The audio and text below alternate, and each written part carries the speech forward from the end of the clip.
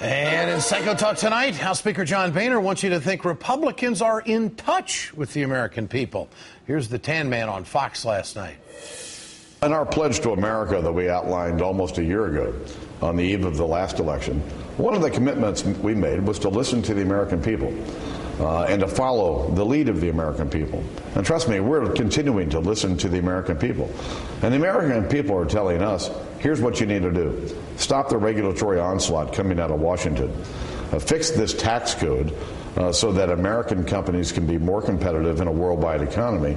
And then thirdly, stop the overspending that's serving as a wet blanket over our economy.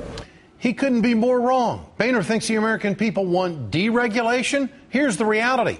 A recent McClatchy survey of small business owners found none of them complained about regulation, and most of them welcomed it.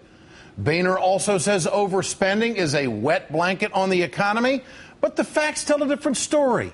States that cut spending during the recession saw higher unemployment, lower private employment, and more economic contraction. But states that increased spending saw lower unemployment, higher private employment, and real economic growth.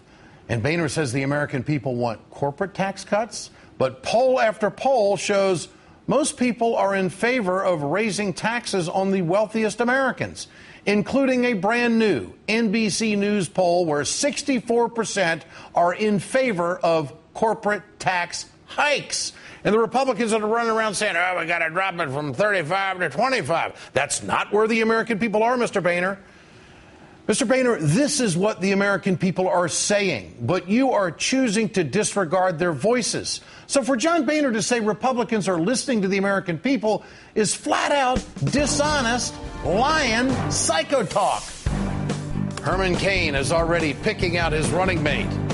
It's between the guy who wants to kill Medicare and Medicaid and voucher the program and the guy who wanted to kill the health care bill and make sure it was President Obama's Waterloo. And Michelle Bachmann is losing ground in the GOP field, so she's betting on a boost in the polls after meeting with the Trumpster. More on that coming up on The Ed Show.